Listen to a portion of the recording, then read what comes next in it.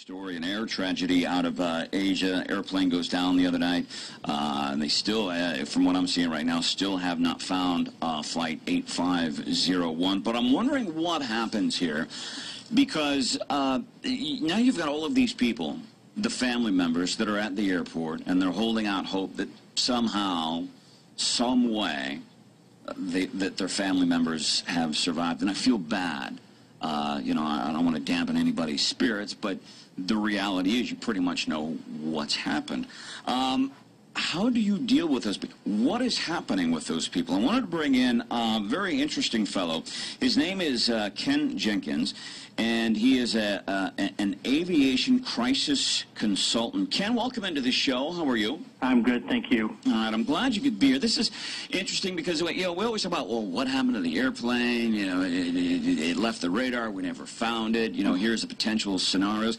But I've always wondered, what about the people? Because I know there's a lot of people, hundreds of people at the airport, fingers crossed, a lot of them probably in prayer, holding out, hoping for some kind of miracle that their loved one has survived. As somebody that deals with this stuff, how do you talk to people in that situation, Ken? I think you've laid out the groundwork in terms of how things come about for the families quite well, Brandon, in that they do go to the airport, like you said. They do pray and they hold vigil, and many hold hope until the aircraft is found that their loved one is alive. The key thing here is the information is provided to the families in a timely manner. And so the airport becomes a key focus, because if we're watching the news reports and you listen to how AirAsia has responded to this event, they've done a very good job of having a crisis center at the board point of the flight where the flight took off, and the off point, which was its final destination, which is Singapore. And primarily at the board point, they've had a crisis communication center where the families could gather away from the general public and away from the media, where they would be somewhat shielded from that and could have firsthand access to the investigative authorities and airline employees to help fly in their family members to be there to support them, provide them food and beverage so that they are comfortable while they're there waiting for the information.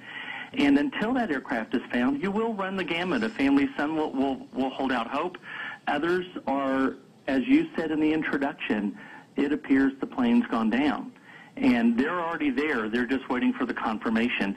And the way that you talk with the family members is simply to listen to what they have to ask you about and to provide the information in a timely manner, and certainly with compassion and empathy. Our guest is Ken Jenkins. He is an aviation crisis consultant. Been doing this for a long time, too. So what do you alluded to, you know, you're talking with family members and you're communicating. I mean, I'm wondering what goes through the mind of again, I don't want to sound crass, but, you know, I think we know what has happened. And as a family member, they're trying to hold on to hope. What kind, in your years of doing this, I mean, like, what kind of question, how do those conversations go with these surviving family members? Well, and you can imagine the emotion that will be experienced. I mean, the number of people in a particular situation like this that are holding out hope, I wouldn't even want to give a percentage, because I don't think we're going to find that it's going to be a very high percentage. I think you'll have some that are holding out hope and others that are already looking at what the next steps are going to be once they find the aircraft. But when you talk with individuals that are experiencing grief or anxiety or whatnot, the key thing is for them to be able to express that emotion, and for the responder not to take it away from them. So let them experience what they're experiencing. But for an airline employee that may have only been through a day or two of training for this, what's important about this EOC, the Emergency Operations Center, or a family briefing room, is that there's not just food and beverage, but you actually have folks from, say, the Red Crescent or the Red Cross or the equivalent in that country that are there to provide that emotional support, where the airline employees then come in and provide that logistical support of access to phones and transportation and lodging if they need a hotel to stay in where they're comfortable, protection from media and general public and those things. The thing that, with all the survivors that I've ever worked with, Brandon, I think is the most amazing thing to work with these individuals, is they can handle the truth. just don't hold back from giving them the truth. And so if they feel like they're being lied to or deceived, that can really go a long way to provide further harm, if you will. So to that extent, you want to be as transparent as possible and not speculate.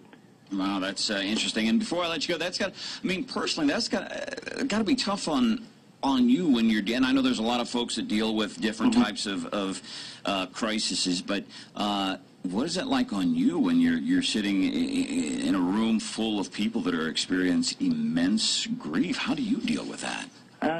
Probably the way other people do as well. You have not just the families that are experiencing those emotions, but also the airline employees and the responders. In the past, what I've done, and quite frankly, and it's not everybody's way of doing it, is I tend to not eat very much, and I don't sleep very well, and I ponder what I'm going to do next and how I can help the families. And then when it's all over, take time to decompress and certainly seek out spiritual care or emotional support through critical incident stress debriefs and things of that nature. So the things that we would provide for the family, the airline provides for themselves and other responders as well. So we try to practice what we're providing for the families too. God bless you for what you do, man. Ken Jenkins, Aviation Crisis Consultant. Thanks for joining us on the show. Very compelling stuff, man. I appreciate it. You're welcome, Brandon. Thank you, sir. We'll see you.